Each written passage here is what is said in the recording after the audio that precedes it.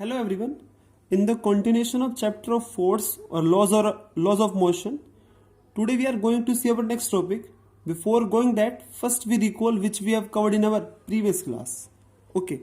So in our previous class we have already studied about force, type of force. तो first we recall. सो आप लोग देख चुके हो फोर्स क्या होता है कि फोर्स बेसिकली क्या, इट इज अ पुश और अ पुल विच चेंज और tends to change the state of a body. मतलब ये बात समझ में आ चुकी है यहां से. किसी भी बॉडी की स्टेट चेंज करने के लिए कौन रिस्पॉन्सिबल है? फोर्स रिस्पॉन्सिबल है.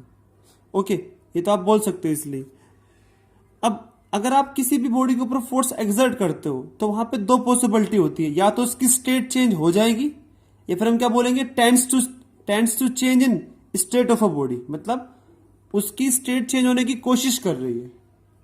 एक बार समझते हैं इस चीज को. जैसे मान लो हमारे पास कोई भी एक ब्लॉक है जिसका मास बहुत ज्यादा, थाउजेंड्स में मास है. मान लो आपने इसके ऊपर एक फोर्स एक्सर्ट कर दिया, तो इस केस में आप क्या बोलोगे कि मैंने इसके ऊपर फोर्स लगा रहा है बट ये ब्लॉक मूव नहीं कर रहा क्योंकि इसका मास बहुत ज्यादा है. तो उस केस में हम बोल सकते हैं टेंड्स टू मूव, मतलब मूव करने की कोशिश कर रहा है आपका ब्लॉक. अगर ये यहां पे छोटा सा ब्लॉक होता, अगर ये मान लो यहां पे कोई छोटा सा ब्लॉक होता तो इजिली मूव कर जाता, तो हम क्या बोलते हैं कि अब आपका ब्लॉक मूव कर रहा है, मतलब इसकी स्टेट चेंज हो चुकी है. ओके मैं आपको ये बताना चाह रहा हूं कि अगर आप किसी भी बॉडी के ऊपर फोर्स लगाते हो, अगर वो मूव नहीं कर रहा तो इसका मतलब ये नहीं कि आपने फोर्स नहीं लगाया, आपने फोर्स लगाया है उसके ऊपर. ठीक है. ओके सो ये बहुत बेसिक सा आइडिया था कि फोर्स होता है क्या. आप इतनी सी बात याद रखो कि किसी भी बॉडी की स्टेट चेंज करने के लिए कौन रिस्पॉन्सिबल है? फोर्स रिस्पॉन्सिबल है. ओके सो अब फिर हमने देखा था टाइप ऑफ फोर्स. दो तरह के हमारे फोर्स थे. एक था हमारा कॉन्टैक्ट फोर्स, एक था non contact force. Contact force वो होता है जिस बॉडी के ऊपर फोर्स लग रहा है और जो बॉडी फोर्स लगा रही है उनके बीच में एक फिजिकल कॉन्टैक्ट था. जैसे मान लो पेन है, अब मैं इसके ऊपर फोर्स लगा रहा हूं. ठीक है, तो जिसके ऊपर फोर्स लग रहा है और जो फोर्स लगा रहा है उन दोनों के बीच में क्या, एक फिजिकल कॉन्टैक्ट है. तो ऐसे फोर्स को आप बोलते हो कॉन्टैक्ट फोर्स. फिर हमने कहा था कौन कौन से हमारे कॉन्टैक्ट फोर्स से, tension force, normal force, spring force, friction force, muscular force. ये सभी हमारे क्या है, कॉन्टैक्ट फोर्स के एग्जाम्पल है, कॉन्टैक्ट फोर्स के. ओके फिर हमने देखा था नॉन कॉन्टैक्ट फोर्स कौन से होते हैं. नॉन कॉन्टैक्ट फोर्स वो होते हैं जिसमें जो बॉडी फोर्स अप्लाई करती है और जिसके ऊपर फोर्स लगता है उनके बीच में कोई भी फिजिकल कॉन्टैक्ट नहीं होता.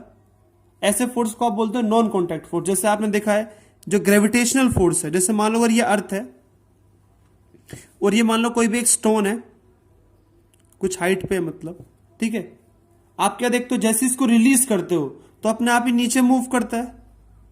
मतलब पहले तो रेस्ट पे था, जैसे आपने छोड़ दिया इसको फिर ये मूव करना स्टार्ट कर दिया, तो इसका मतलब इसकी स्टेट चेंज हुई है. और स्टेट चेंज कौन कर सकता है? आपका फोर्स. अब ये फोर्स किसने लगाया? हमारी अर्थ ने फोर्स लगाया.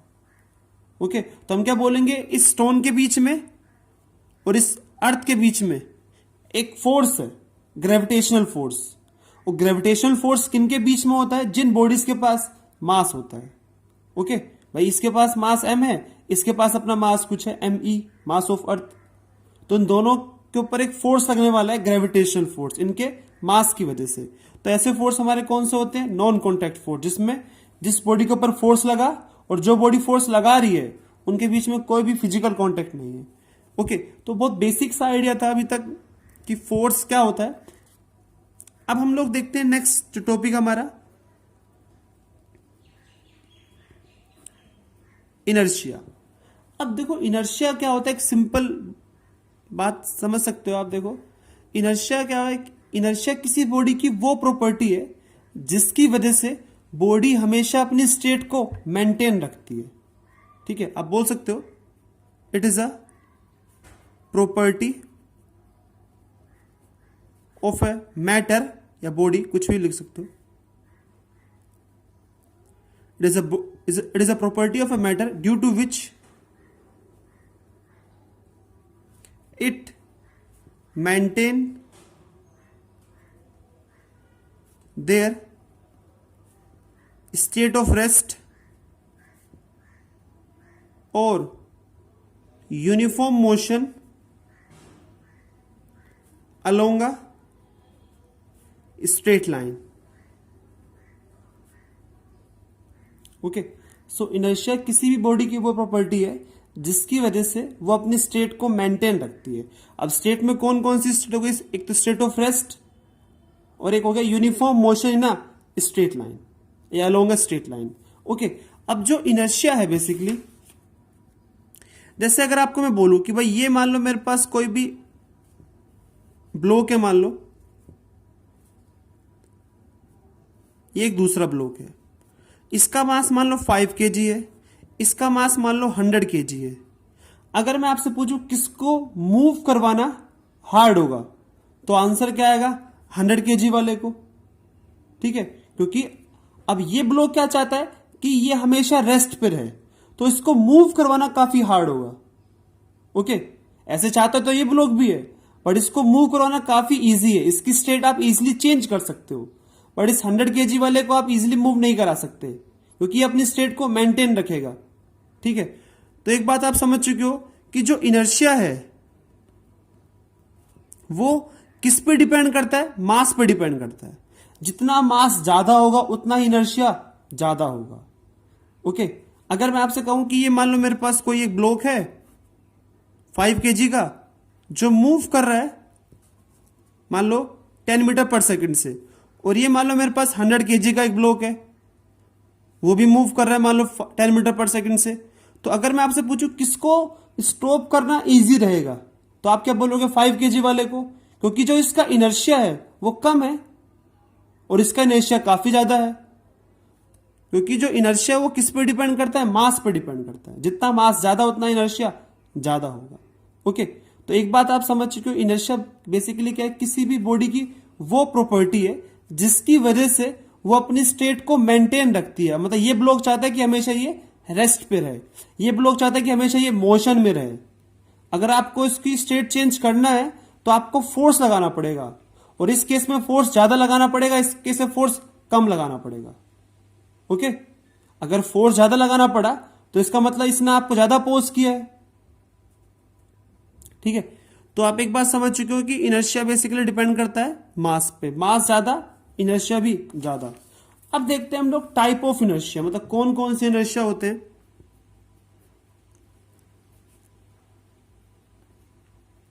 अब हमारा जो फर्स्ट इनर्शिया है वो होता है इनर्शिया ऑफ रेस्ट. देखो इनर्शिया ऑफ रेस्ट क्या होता है? देखो कि जैसे मान लो आपने देखा होगा, अगर आप मान लो किसी बस में हो और अभी मान लो बस रेस्ट पे आपका, ठीक है, और जैसी वो बस सडनली स्टार्ट होती है तो आप मूव करते हो बैकवर्ड डायरेक्शन में, क्योंकि जो आपकी बॉडी है वो क्या चाहती है कि आप हमेशा किस में रहो? रेस्ट में रहो. तो इस वजह से वो कहां मूव करती है? बैकवर्ड डायरेक्शन में. ठीक है, तो ऐसा किसकी वजह से हो रहा है? इनर्शिया ऑफ रेस्ट की वजह से हो रहा है. ठीक है, तो इनर्शिया ऑफ रेस्ट क्या होगा? It is the ability of a body to maintain their state of rest. मतलब जिस एबिलिटी की वजह से या जिस प्रॉपर्टी की वजह से हमारी बॉडी अपनी स्टेट ऑफ रेस्ट को मेंटेन रखती है उसको आप क्या बोलते हो? Inertia of rest. Okay, second देखते हैं हम लोग इनर्शिया ऑफ मोशन. अब देखो इनर्शिया ऑफ मोशन क्या है? देखो जैसे आपने देखा होगा, अगर मान लो कोई कार या कोई मान लो बस मूव कर रही है, ओके, जैसे ही ड्राइवर ब्रेक अप्लाई करता है तो हम लोग कहां की तरफ मूव करते हैं? फॉरवर्ड डायरेक्शन में. तो ऐसा किस वजह से हुआ? आपके इनर्शिया ऑफ मोशन की वजह से, क्योंकि आपकी बॉडी क्या चाहती है कि आप हमेशा मूव करते रहो. ओके, तो अपने स्टेट को मेंटेन रखने के लिए वो आगे की तरफ मूव करती है, क्योंकि वो अपनी स्टेट ऑफ मोशन ही सही लग रहा है, इस वजह से वो मोशन करना चाहती है हमेशा. तो इसको आप लिख सकते हो, it is a ability of a body to maintain their state of uniform motion. Okay, मतलब जिस प्रॉपर्टी की वजह से आपकी बॉडी यूनिफॉर्म मोशन को मेंटेन रखती है, उसको आप क्या बोलते हो, इनर्शिया ऑफ मोशन। अब जो थर्ड है हमारा वो क्या है, इनर्शिया ऑफ डायरेक्शन। अब इनर्शिया ऑफ डायरेक्शन क्या होता है, आप लोगों ने देखा होगा जब आपकी जो स्कूल बस या जो कोई बस है कभी भी टर्न लेती है, आइदर वो लेफ्ट टर्न ले या राइट टर्न ले, तो आप क्या देखते हो, हमें एक बाहर की तरफ एक फिक्टिशियस या फेक फोर्स एक्सपीरियंस होता है। मतलब अगर मान लो ये कोई मान लो बस है या इस डायरेक्शन में मूव कर रही है, जैसे ये बस लेफ्ट टर्न लेगी तो हमें क्या लगता है कि हमारे ऊपर एक कोई फोर्स लग रहा है राइट डायरेक्शन में। ये कई बार आपने देखा होगा जो ऑब्जेक्ट यहां पे रखे होते हैं वो अपने आप ही स्लाइड कर जाते हैं इस डायरेक्शन में, ठीक है। तो ऐसा क्यों हो रहा है, क्योंकि जो हमारी इनर्शिया ऑफ डायरेक्शन है वो क्या चाहता है कि वो स्ट्रेट पाथ को फॉलो करना चाहता है हमेशा, वो चाहता है कि मैं हमेशा स्ट्रेट पाथ ही फॉलो करूं। तो जैसे ही आपने कोई भी एक टर्न लिया, ठीक है, तो वो हमेशा आउटवर्ड डायरेक्शन में मूव करता है। Okay, so inertia of direction क्या है, it is the ability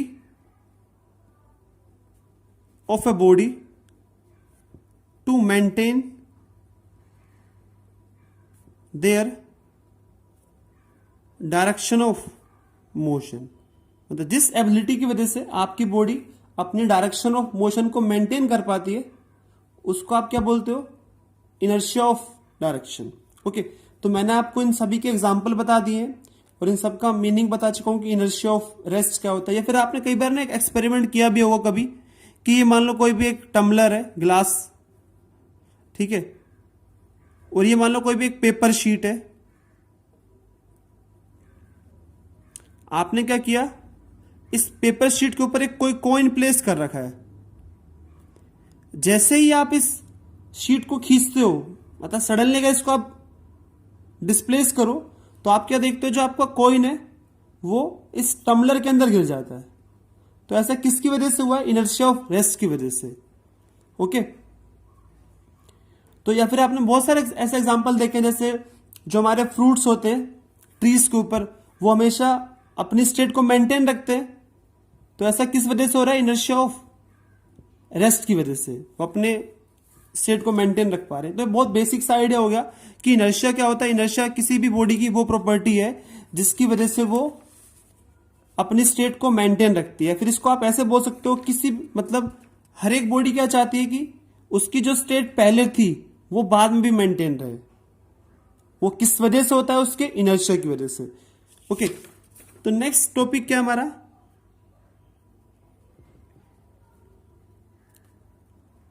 momentum क्या होता है। देखो, ओके, अब मोमेंटम क्या है, फिजिक्स में ना हर एक चीज की दो डेफिनेशन होती है। एक होता है क्वालिटेटिव, मतलब उसका फिजिकल मीनिंग क्या होता है। एक होता है क्वांटिटेटिव, मतलब उसको आप कैसे मेजर करते हो। तो मैं आपको इसकी दोनों ही डेफिनेशन बताऊंगा, ठीक है। सो मोमेंटम क्या होता है, it is measure as the amount of motion contained by any object, ठीक है। सो फिजिकल मीनिंग क्या है मोमेंटम का, कि ये आपको बताएगा कि किसी भी बॉडी ने कितना मोशन कंटेन कर रखा है, ठीक है। और इसको आप कैसे कैलकुलेट करते हो, इसकी जो क्वांटिटेटिव डेफिनेशन है वो क्या है, it is the product of mass of the body and velocity of the body. So momentum basically क्या होता है कि मास का और वेलोसिटी का बेसिकली क्या है, प्रोडक्ट है आपका, ठीक है। और मोमेंटम को किससे रिप्रेजेंट करते हैं, by small letter p। Okay, अब जो मोमेंटम है वो बेसिकली हमारी एक वेक्टर क्वांटिटी है, ठीक है। सो जो डायरेक्शन होगी हमारे वेलोसिटी की, देखो मास कैसी क्वांटिटी है, स्केलर, क्योंकि मास की कोई डायरेक्शन नहीं होती। बट आपकी जो वेलोसिटी है वो कैसी क्वांटिटी है, वेक्टर। तो जो डायरेक्शन वेलोसिटी की है वो डायरेक्शन किसकी होती है, आपकी मोमेंटम की होती है। तो अभी आप एक थोड़ी देर के लिए याद रख लो कि ये जो साइन है वो वेक्टर का साइन है।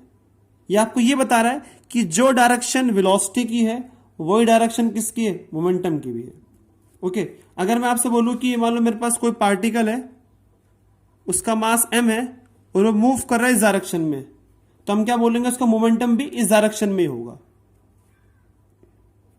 ठीक है, अब ऐसे बहुत सारे क्वेश्चन आप कर सकते हो। देखो, अगर मैं आपसे पूछूं कि आपको मोमेंटम फाइंड आउट करना है, ठीक है, और आपको बोल दिया कि मेरे पास कोई बॉडी का मास है 100 ग्राम और वो मूव कर रही है, उसकी जो वेलोसिटी मान लो कितनी है 54 किलोमीटर पर आवर, तो आपसे पूछा क्या, find the momentum. So momentum आप कैसे फाइंड आउट करोगे, मोमेंटम क्या होता है, product of mass and velocity. अब यहां पे मास दिया है ग्राम में, तो पहले इसको आप कन्वर्ट करो किलोग्राम में। किलोग्राम में कैसे कन्वर्ट करोगे, इसको आप डिवाइड करोगे किससे, 1000 से। ओके, तो यहां से मेरे पास कितना आ जाएगा, 0.1 kg। अब ये वेलोसिटी दी है किलोमीटर पर आवर में, तो इसको आप कन्वर्ट करो किसमें, मीटर पर सेकंड में। वो कैसे करोगे, बाय मल्टीप्लाई बाय 5/18। तो यहां से मेरे पास वेलोसिटी कितना आ गया, 15 मीटर पर सेकंड। ओके, तो आपको मास भी पता है किलोग्राम में, वेलोसिटी पता है मीटर पर सेकंड में, तो यहां से मेरे पास मोमेंटम कितना आ चुका है, 1.5। अब मोमेंटम की यूनिट क्या होगी, देखो मास की यूनिट क्या होती है, किलोग्राम, और वेलोसिटी की यूनिट क्या होती है, मीटर पर सेकंड। तो जो मोमेंटम की यूनिट होगी वो क्या होगी, किलोग्राम मीटर पर सेकंड। ओके, तो बहुत बेसिक सा आइडिया होगा कि मोमेंटम क्या होता है। It is a quantity of motion contain by any object, मतलब किसी बॉडी ने कितना मोशन कंटेन कर रखा है, ये कौन बताएगा, उसका मोमेंटम। ओके, सो नेक्स्ट देखते हैं, एक ना कई बार ग्राफ पूछ लेता है डायरेक्टली। ठीक है, हम एक बार ग्राफ भी देख लेते हैं इन तीनों क्वांटिटी के बीच में, मास के बीच में, वेलोसिटी के बीच में और मोमेंटम के बीच में।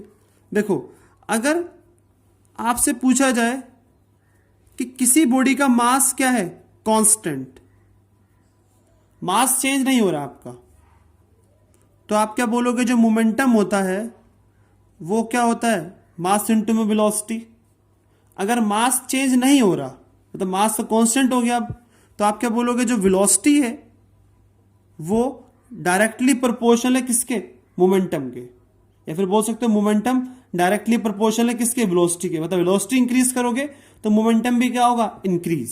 सो जब आप इसके लिए ग्राफ ड्रॉ करोगे पी के बीच में और वेलोसिटी के बीच में, तो ग्राफ कैसा आएगा आपका, एक स्ट्रेट लाइन। ओके, क्योंकि अगर एक बात याद रखो, अगर आपके पास कोई भी एक्सप्रेशन है इस फॉर्म में, मतलब अगर कोई भी चीज if y is proportional to x, तो आपको हमेशा कैसा ग्राफ मिलेगा, स्ट्रेट लाइन मिलेगा। ठीक है, ये हमारा हो गया मान लो फर्स्ट ग्राफ। सेकंड ग्राफ मान लो क्या है कि आपको बोल दिया कि वेलोसिटी क्या है, कांस्टेंट। आपको ग्राफ ड्रॉ करना है मोमेंटम के बीच में और मास के बीच में। तो देखो, अगर वेलोसिटी कांस्टेंट हो जाएगी तो आप क्या बोलोगे, मोमेंटम m के डायरेक्टली प्रोपोर्शनल होगा, तो ग्राफ कैसा बनेगा आपका, अगेन स्ट्रेट लाइन बनेगा। ठीक है, क्योंकि अगर आपके पास ये एक्सप्रेशन है, if y is proportional to x, y पे कुछ भी हो सकता है, x पे कुछ भी हो सकता है, तो आपका ग्राफ हमेशा कैसा बनेगा, स्ट्रेट लाइन। अब तीसरी बात क्या आती है, अगर मैं बोल दूं कि किसी का मोमेंटम ही कांस्टेंट है, इफ मोमेंटम इज कांस्टेंट, तो उस केस में आप क्या बोलोगे कि जो भाई सी यहां पे क्या है, कांस्टेंट, मतलब मोमेंटम कांस्टेंट है, ये mv के बराबर है। तो जब आप इक्वल टू के साइन को रिप्लेस करोगे प्रोपोर्शनलिटी साइन से, तो आप क्या देखोगे, मास इनवर्सली प्रोपोर्शनल किसके है, वेलोसिटी के।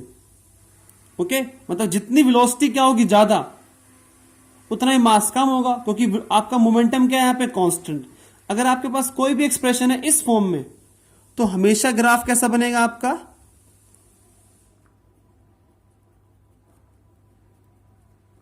हाइपरबोला।